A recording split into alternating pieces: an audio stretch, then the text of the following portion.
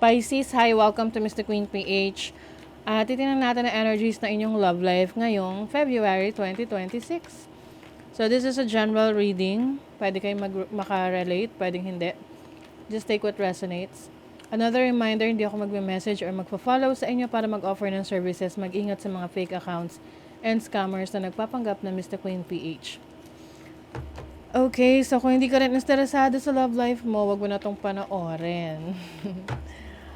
So, unahin natin yung mga single na Pisces.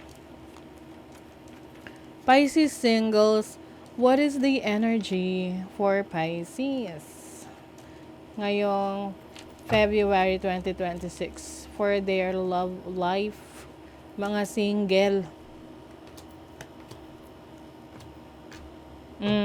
Alam nyo, busy kayo sa kaperahan. Busy kayo sa pagpapaunlad ng inyong career, trabaho, or yung iba, meron kayong hinihintay. May hinihintay ka na mag-take ng action. Pwedeng ito'y kausap niya na, or someone from the past na gusto nyong mag-reach out sa inyo. Can be a Capricorn or Leo or Virgo. Kaya lang parang parang medyo malabo na mag-reach out to. So, mas maganda na mag-focus na lang kayo sa career or sa business or anumang pinagkakaabalahan nyo ngayon. Yung iba kasi nasa abroad. You are focused on building your finances. So, tingnan natin yung mga in a relationship na Pisces. Ibig sabihin, meron kayong karelasyon, ka-connect, kausap, ka-talking stage, ka-situationship.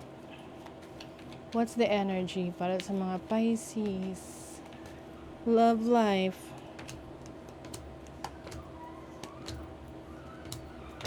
Okay, some of you, this is a new relationship, new connection. Na kumbaga tinatansya mo pa tong relationship na to. Nandun pa to sa point na best foot forward, no? Alam mo yon, na tipong effort pa sa relationship, giving the best that you can give sa isang connection. So, yung iba sa inyo, pwede ring you are connecting with a foreigner o kaya nasa abroad kayo or long distance relationship. Somehow, alam mo yung tipong kahit na may ka-connect ka, kahit may relationship, nandun pa rin yung individuality mo na tipong hindi ka nagre-rely sa person na to. When I say nagre-rely or umaasa sa emotions mo, like emotional fulfillment. Para sa'yo, buo ka on your own. And yung pagdating ng tao na to sa buhay mo, kumbaga dagdag na lang yon. Dagdag na lang sa happiness mo, sa fulfillment mo. But you are enjoying also yourself. Kahit na, kahit na yung iba sa inyo ay long distance. But I think yung person mo, totally nag-e-effort din para mag-work itong connection na to. Kasi pareho pa kayo excited sa connection. Tingnan natin. What is the world? The Eight of Swords and the Two of Cups. Yeah, I feel like your person really loves you, really cares about you, but at the same time, meron din siyang worries. May mga pag-aalala siya. Pwedeng ikaw rin nag-aalala. So, just take which energy you are sa connection na to. And pasensya na nauubo-ubo talaga kasi ko. Dahil may ubo pa rin ako. Also, pwedeng meron ding trust issues dito. Na yes, you enjoy each other's company, kahit na long distance relationship yung iba rito. But you feel na hindi mo kayang magtiwala like 100% sa person na to. Lalo na kung meron kayong distance. Ay. Pero, your person really adores you, loves you. Seryoso to. Andun siya sa point na naiisip na niya, masyado na siyang advanced mag-isip. Lalo na kung bago pa lang tong relationship na to for some of you. Gusto niya magkaroon ng family with you, to have, children with you.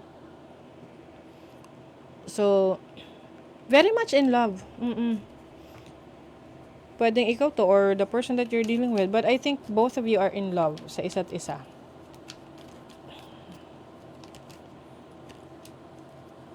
Jupiter.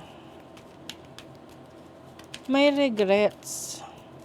Alam mo yung feeling na, naku bakit may pa-love affair dito? Kaya siguro merong energy rito na hindi kayang magtiwala 100%. Pwedeng nasa-sense mo na may something different. Para dun sa mga long distance relationships or yung mga connection na hindi madalas kayong magkita. Pwedeng may commitment na tong person na to. Or iniisip mo na baka may affair. Baka pag di mo siya nakikita, may ginagawang kalokohan. Na iniisip mo, ayaw mong magsisi. Pero alam nyo, kung ano man kasi yung dapat mong ma-experience sa isang relationship, whether you like it or not, may experience mo yun. Kasi may energy rito ng overthinking. So, pwedeng yun yung in-overthink mo that this person ay maaring may affair. Excuse me. But to be honest, pwedeng yung iba sa inyo, nasa isip nyo lang yun. Nasa isip nyo lang yung baka meron tong ibang kakonek. Kaya nahihirapan kang magtiwala. But I feel like this person really loves you and cares about you regardless of the distance na meron kayo.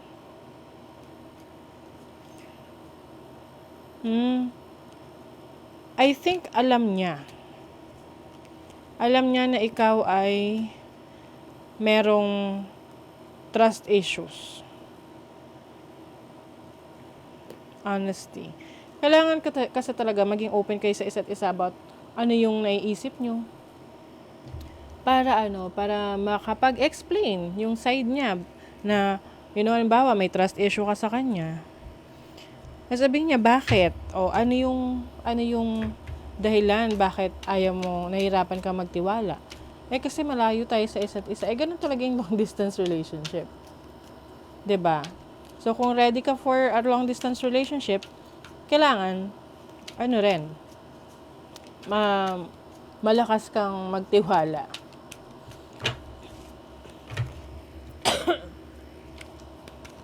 Merong red flags dito So, okay. Parang, I think parang napaghinalaan, no? It's either ikaw yung napaghinalaan ng person mo or ikaw yung naghinala sa kanya. Tapos, naging issue yun. Tapos hindi naman talaga wala naman pala talagang kalokohan. I see you looking good and moving on. I don't care who you're talking to. I'm better. I will compete for you. Oh, okay. Now I get it. Pwede kasing meron pang ibang involved na tao rito. Like, pwedeng energy ng past niya, ng person mo. Tapos, or energy ng past mo na nadadala sa relationship. Tapos, nagkakaroon ng pagdududa na, baka may communication pa kayo ng ex mo, ganun. Will you listen? There's so many things I want to say to you, but will you hear me all the way out? Will you believe me? Diba? Trust issues.